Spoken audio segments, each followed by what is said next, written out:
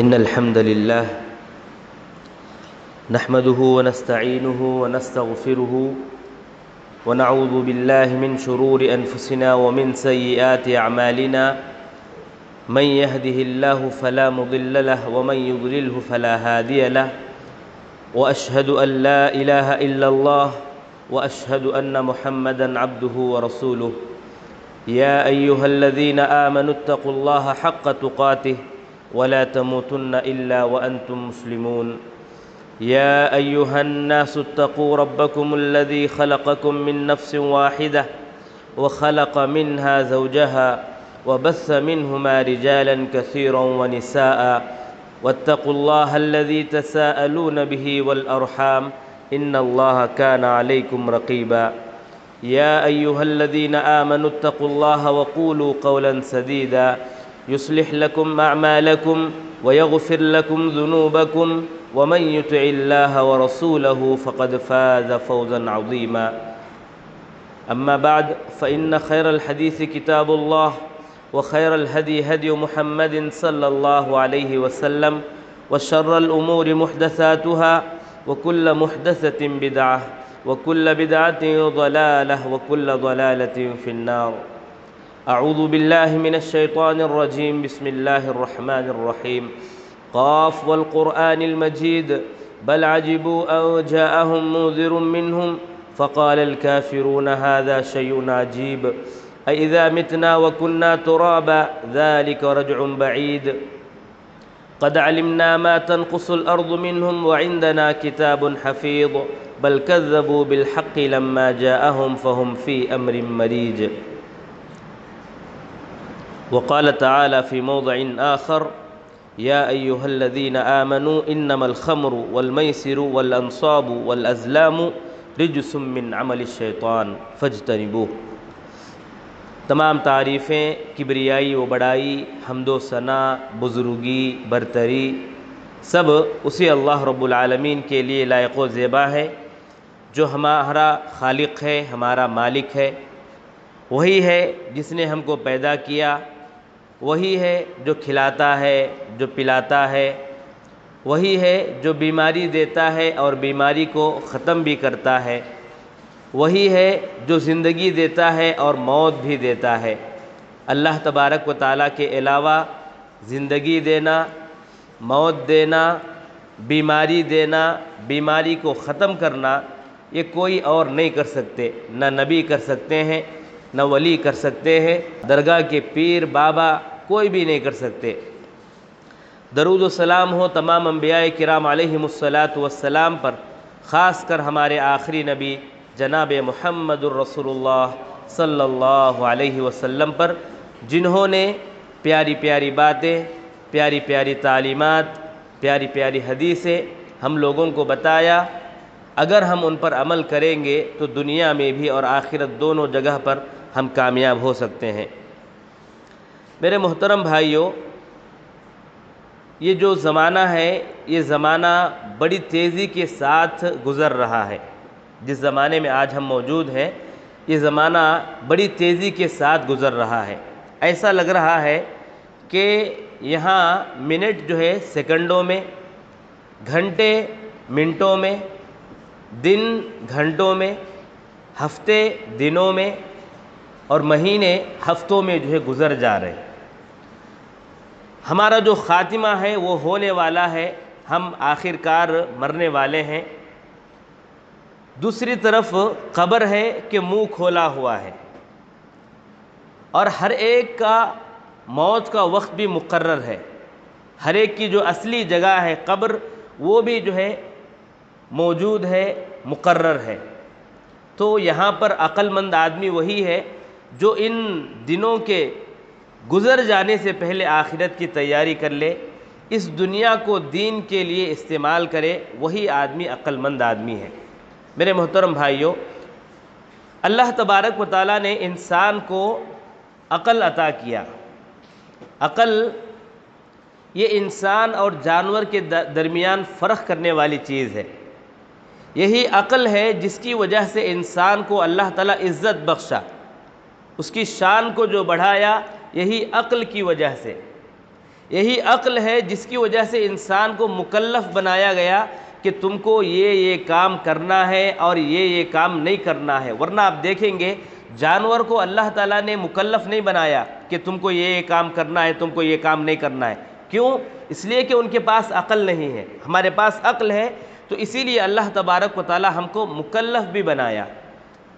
تو اگر یہ عقل جو ہے انسان کھو دے، اگر یہ عقل ہی انسان کے پاس نہ رہے تو انسان جانور کی طرح ہو جاتا ہے، بلکہ جانور سے بھی بدتر ہو جاتا ہے۔ اور آج کل یہ جو زمانہ ہے، اس زمانے میں چند چیزیں ایسی ہیں جو انسان کے عقل کو پوری طرح جو ہے ختم کر رہی ہیں، انسان کے عقل پر پوری طرح اثر انداز ہو رہی ہیں۔ ان میں سے ایک چیز کیا ہے؟ یہ شراب، یہ نشہ کی چیزیں جو ہے، یہ شراب، یہ نشہ کی چیزیں، یہ تمام چیزیں ایسی ہیں جو انسان کے عقل کو معوف کر دے رہی ہیں، اس کے عقل پر پردہ جو ہے ڈال رہی ہیں کہ انسان کو صحیح بات غلط بات سمجھ میں نہیں آ رہی ہے۔ کیوں؟ یہ انسان جو نشہ کر رہا ہے، انسان جو شراب پی رہا ہے، اس کی وجہ سے صحیح اور غلط میں انسان فرق جو ہے نہیں کر پاتا ہے۔ یہ شراب ایسی چیز ہے جس کو بیماریوں کی جڑ کہا گیا، مصیبتوں کی جڑ کہا گیا۔ اسی لیے آپ دیکھیں گے اسلام سے پہلے جاہلیت میں بھی جو لوگ عقل مند لوگ تھے، معاشرے کے اچھے لوگ تھے، یہ لوگ شراب پینے کو ناپسند کرتے تھے، اسلام سے پہلے بھی۔ اور اسلام آنے کے بعد تو اسلام نے شراب کی مذمت کی، شراب کو حرام کہا، اور شراب پینے والے پر، شراب بنانے والے پر، اور شراب کو نچوڑنے والے پر، اور جو آدمی شراب کو اٹھا کے لے جاتا ہے اس پر، ہر ایک پر لعنت کیا ہے۔ تو معلوم کیا ہوا؟ یہ شراب اتنی خراب چیز ہے کہ جو بھی آدمی اس کے متعلق ہوتا ہے وہ آدمی ملعون ہو جاتا ہے۔ اسی لیے اللہ تبارک و تعالیٰ نے قرآن مجید میں کہا، یا ایھا الذین آمنوا انما الخمر والمیسر والانصاب والازلام رجس من عمل الشیطان، کہ اے ایمان والو، یہ شراب، یہ جوا، یہ تھان یا جو ہے فال کے تیر، یہ سب گندے کام ہیں، شیطان کے کام ہیں۔ فاجتنبوہ، تم جو ہے اس سے بچا کرو، شراب سے بچا کرو، شراب سے دور رہا کرو۔ اور عربی زبان میں شراب کو خمر کہا جاتا ہے۔ خمر کے معنی کیا؟ ہر وہ چیز جو عقل پر اثر انداز ہو جائے اس کو شراب کہا جاتا ہے۔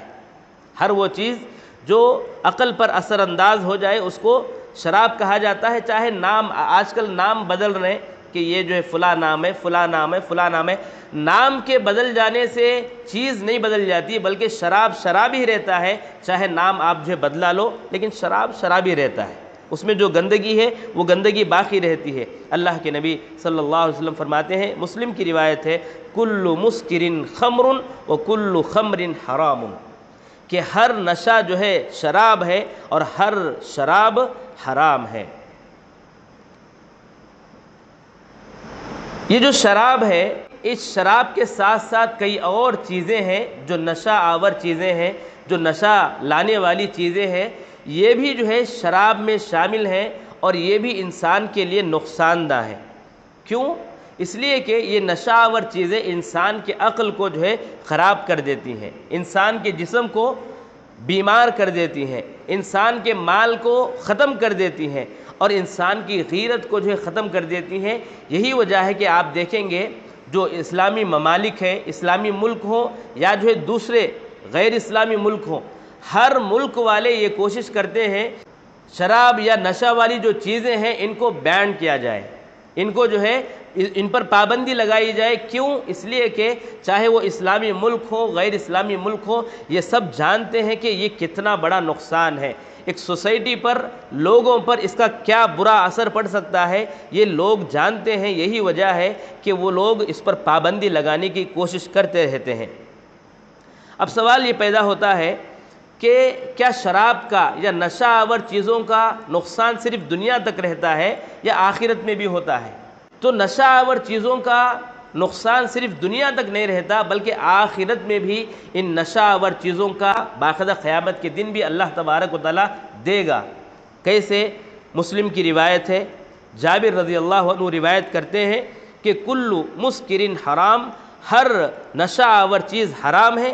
ان علی اللہ عز وجل عہدا لمن یشرب المسکر ان یسقیہ من طینۃ الخبال، کہ اللہ تبارک و تعالیٰ کا یہ وعدہ ہے، یہ عہد ہے کہ جو بھی نشہ آور چیز استعمال کرتا ہے اس کو قیامت کے دن طینۃ الخبال اس کو پلائے گا اللہ تعالیٰ۔ صحابہ پوچھتے ہیں اللہ کے نبی صلی اللہ علیہ وسلم یہ طینۃ الخبال کیا چیز ہے، کیا جو ہے پلایا جائے گا؟ تو کہا عرق اہل النار، جو جہنمی لوگ ہیں ان کا جو پسینہ ٹپکتا ہے اس پسینے کو جو ہے یہ نشہ آور جو چیزیں استعمال کرنے والے لوگ ہیں ان کو جو ہے پلایا جائے گا۔ تو معلوم کیا ہوا، یہ دنیا میں بھی نقصان ہے اس کا اور آخرت میں بھی نقصان ہے۔ اب بات جب آتی ہے نشہ آور چیزوں کی یا شراب کی تو وہاں پر یہ بھی بات آتی ہے کہ علاج کیا ہے۔ اب نشہ آور چیزیں ہیں، اب آج کل آپ دیکھیں گے معاشرے میں، سوسائٹی میں، تو بڑا آدمی ہے وہ بھی جو ہے شراب پیتا ہے، وہ بھی جو ہے شراب کا عادی ہے، بوڑھا آدمی ہے وہ بھی شراب کا عادی ہے، نوجوان بچہ ابھی جوانی کی دہلیز پہ قدم رکھتا ہے وہ بھی شراب کا عادی ہو جاتا ہے، وہ بھی جو شراب پینے لگتا ہے۔ تو آخر یہ لوگ یا یہ نوجوان بچے یا یہ بوڑھے لوگ یا یہ بڑے لوگ کیوں شراب پیتے ہیں؟ اس کا علاج کیا ہے؟ کیا علاج ہے جس کے ذریعے سے ہم اس کی جو ہے صفائی کر سکتے ہیں؟ تو علاج ہم تلاش کریں گے تو سب سے پہلے اس کے ریزن کیا ہے، اس کے اسباب کیا ہے، لوگ شراب کیوں پیتے ہیں یا نشہ آور چیزیں کیوں استعمال کرتے ہیں، وہ اگر اسباب ہم جان لیں گے، ریزن جان لیں گے تو علاج کرنا آسان ہے۔ سب سے پہلا سبب، سب سے پہلا جو ریزن ہے، انسان جو نشہ آور چیزیں استعمال کرتا ہے یا شراب وغیرہ جو استعمال کرتا ہے، سب سے پہلا جو سبب ہے، سب سے پہلا جو ریزن ہے وہ ہے بری صحبت۔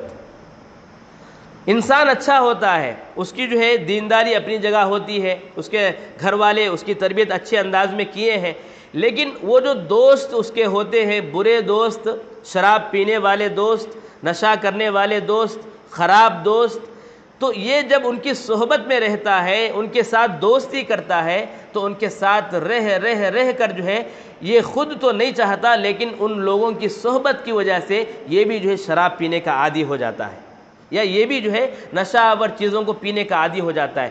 آپ سمجھیں گے میں تو اچھا ہوں، میں تو نہیں پیتا، اگر میں برے لوگوں کے ساتھ رہتا ہوں تو کیا برا ہے، میں جو ہے شراب تو نہیں پیتا، میں ان کے ساتھ رہوں گا لیکن میں 100% جو نہیں پیوں گا۔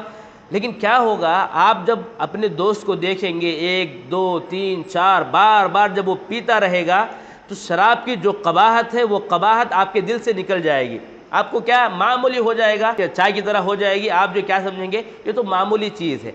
اسی طرح دوست کے ساتھ رہتے جب آپ کو کوئی غم لاحق ہوگا، کوئی پریشانی لاحق ہوگی تو آپ کا دوست کہے گا ارے غم ہے آپ کے پاس، کوئی پریشر ہے، آپ ایک کام کرو ذرا شراب پی کے دیکھو، آپ کو جو ہے اطمینان ملے گا، ریلیف ملے گا، آپ جو ہے کیا کریں گے، اپنے دوست کی بات کو سن کر شراب جو ہے پی لیں گے۔ تو لہٰذا سب سے پہلا جو سبب ہے ہماری دوستی جو ہے ایسے بچوں کے ساتھ ہو جو بچے اچھے ہوں، جو ہمارے دینداری کے مطابق ہوں، وہ لوگ بھی اچھے ہوں اور ہم لوگ بھی اچھے ہوں، ان سے برے اثرات ہمارے اندر نہ آ پائے، ایسے دوستوں سے ہم جو ہے ملیں، ایسے دوستوں کو ہم اپنا جو ہے دوست بنائیں۔